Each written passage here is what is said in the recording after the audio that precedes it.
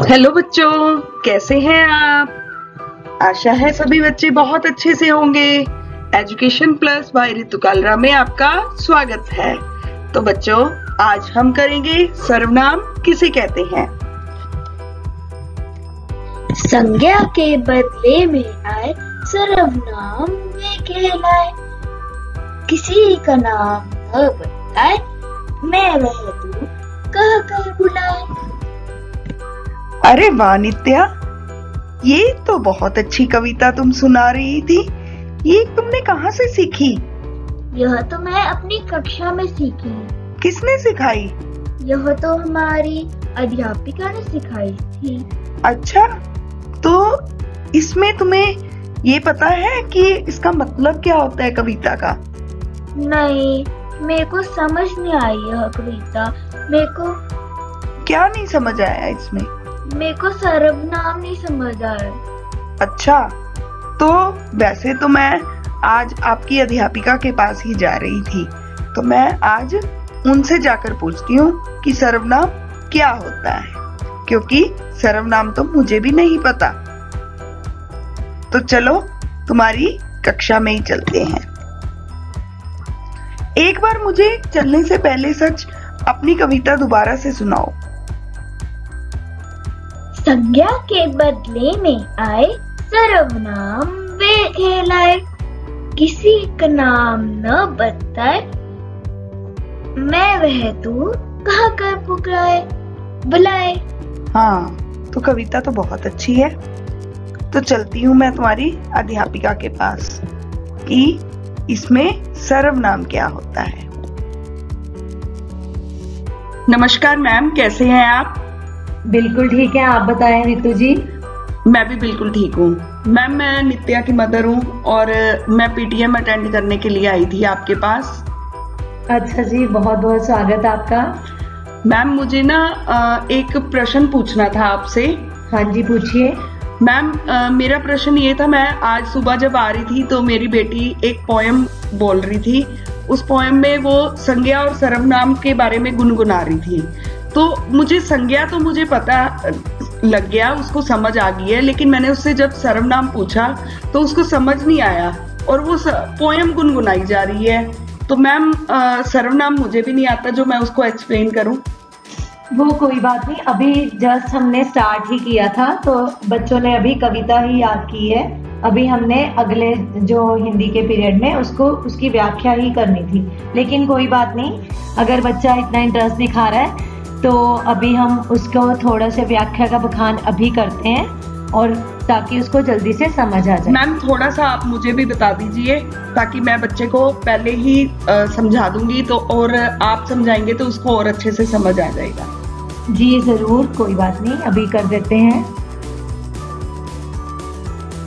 सर्वनाम उन शब्दों को कहा जाता है जिन शब्दों का प्रयोग संज्ञा अर्थात किसी व्यक्ति, वस्तु, स्थान आदि के नाम के स्थान पर करते हैं, जैसे मैं, तुम, तुम्हारा, आप, आपका, इस, उस, यह, वह, हम, हमारा आदि। मैम, मुझे ना थोड़ा थोड़ा समझ आया है, थोड़ा आप इसको अपनी भाषा में थोड़ा बताएंगे तो मेरे को अच्छे से समझ आ जाएगा। हम एक उदाहरण लेते हैं। जैसे ही मैं उदाहरण डिस्कस करती हूँ आपके साथ तो आपको सर्वनाम के बारे में और स्पष्ट जानकारी मिल जाएगी। अब मैम, जैसे मेरी बेटी एक कविता गुनगुना रही थी जो आपने सिखाई है, संज्ञा के बदले में आए सर्वनाम वह कहलाए। किसी का ना नाम बताए, मैं वह तू कह कर बुलाए। अब मुझे ये तो समझ आ गया कि मेरी बेटी को ये पता है कि संज्ञा किसे कहते हैं, किसी व्यक्ति, वस्तु, स्थान आदि के नाम को संज्ञा कहते हैं। लेकिन उससे जब मैंने पूछा कि सर्वनाम किसे कहते हैं तो उसको नहीं समझ आया। तो मैम, मुझे ये बताइए, सर्वनाम कहते किसको हैं? जैसे ये जो 4 पंक्तियां हैं स्पष्ट कर रही हैं कि हमने बार बार किसी व्यक्ति, वस्तु या स्थान का नाम नहीं लेना है, एक ही बार उसका नाम लेना है। जब दोबारा उसकी बारी आ रही है तो हमने उसको संबोधन करना है, या मैं कहकर, या वह कहकर, या तू कहकर, या तुम्हारा कहकर। तो जो ये शब्द बने, मैं, वह, तू, तुम्हारा, ये सब आए सर्वनाम। अच्छा, तो एक तो बताओ कि सर्वनाम की क्या आवश्यकता होती है हमारे जीवन में, या हमें सर्वनाम की जरूरत क्यों पड़ती है? चलिए अब चर्चा करते हैं सर्वनाम की आवश्यकता के बारे में। ये कुछ शब्द हैं, मैं, तुम, तुम्हारा, आप, आपका, इस, उस, यह, वह, हम, हमारा, कुछ, कौन, क्या, जो, सो, उसका आदि। ये सारे सर्वनाम शब्द हैं। अन्य सर्वनाम शब्द इन्हीं शब्दों से बने हैं जो लिंग, वचन, कारक की दृष्टि से अपना रूप बदलते हैं। यानी कि इनसे हमें इनको देखते ही पता चल जाता है कि किसी भी वाक्य में लिंग क्या होगा, वचन क्या रहा होगा, या कारक कौन सा है। अच्छा, जैसे जैसे कि अब आप मुझे ये समझाना चाह रहे हैं, एक बार मैं आपको कुछ बताती हूँ कि अगर हम लड़कियां वर्ड यूज कर रहे हैं तो हम ये कह देते हैं, अगर एक लड़की है तो हम कहते हैं कि उसका काम। अगर हम बहुत सारी लड़कियां यूज कर रही हैं तो उसमें हम कह देते हैं कि उनका काम। तो उसका और उनका में फर्क आ गया। अब समझ आ गई मैडम मुझे? बिल्कुल बिल्कुल, आप बिल्कुल सही रास्ते पर हैं। ये सारी जानकारी हमें सर्वनाम से ही प्राप्त होती है। ठीक है मैडम।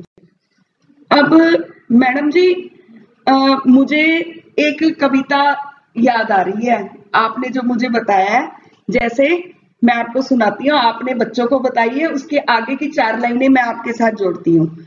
मैं, तुम, तुम्हारा आदि होते हैं सर्वनाम, लिंग वचन बदलों में आते हैं कितने काम, क्योंकि इन्हीं शब्दों से बनते हैं शब्द अनेक, लिंग वचन कारक की जानकारी देते हैं एक एक। अरे वाह रितु जी, आपने तो बहुत अच्छी पंक्तियां बताई, और ये पंक्तियां तो हर बच्चे की बहुत मदद करेंगी सर्वनाम को सीखने के लिए। आपकी कविता से ही इससे मेरे को मार्गदर्शन मिला और मैंने इसके आगे की 4 कविता लाइनें और बना दी कविता के लिए। अब उदाहरण के तौर पर हमारे सामने कुछ पंक्तियां हैं जिसमें मैंने बार बार संज्ञा का प्रयोग किया है। जैसे कि सीता ने अपना सारा सामान बांध लिया है, सीता अपनी बड़ी बहन के साथ जाएगी, सीता ने गांव के बारे में कुछ सुना है, सीता का बहुत मन था गांव जाने का। तो अब यहाँ पे मैंने बार बार सीता रूपी संज्ञा का प्रयोग किया है। अब हम इसको जब बार बार पढ़ रहे हैं तो हमें यही लग रहा है कि इसमें संज्ञा हमने बार बार प्रयोग की है, जबकि अगर हम इसे एक ही बार प्रयोग करें और सर्वनाम को लाएं तो वो हमें कुछ बेहतर नजर आ रहा है।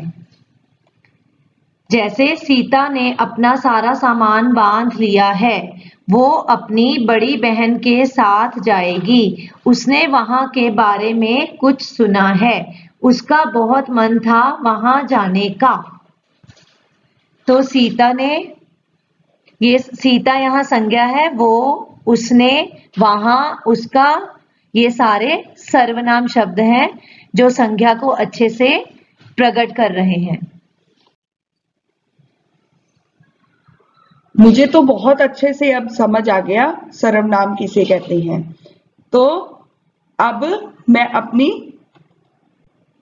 नित्या को भी बताती हूँ। नित्या, जो आप बोल रहे थे, संज्ञा के बदले में आए सर्वनाम वह कहलाए, किसी का ना नाम बताए मैं वह तू कह कर बुलाए। तो सर्वनाम जो होते हैं उसमें हम संज्ञा का जो नाम होता है वो हम यूज नहीं करते हैं, उसका प्रयोग नहीं करते, उसकी जगह हम मैं वह तू कहते हैं और उन शब्दों का प्रयोग करते हैं और उसको हम सर्वनाम कहते हैं। इसके आगे की भी मैं 4 पंक्तियां तुम्हारी मैम को बता के आई हूं, तो मैं तुम्हें भी सिखाती हूं। मैं, तुम, तुम्हारा आदि होते हैं सर्वनाम, लिंग वचन बदलों में आते हैं कितने काम, क्योंकि इन्हीं शब्दों से बनते हैं शब्द अनेक, लिंग वचन कारक की जानकारी देते हैं एक एक। तो बच्चों, नित्या, आपको ये समझ आ गया ना कि लिंग वचन की भी ये जानकारी जो है वो बहुत ही अच्छे तरीके से हमें दे देते हैं, क्योंकि हमें पता लग जाता है कि यहाँ पर कौन सा लिंग यूज हो रहा है, या फिर किसी स्त्री के लिए हम यूज कर रहे हैं इसको, या किसी पुरुष के लिए यूज कर रहे हैं। तो सर्वनाम जो है उसकी हमें बहुत आवश्यकता पड़ती है।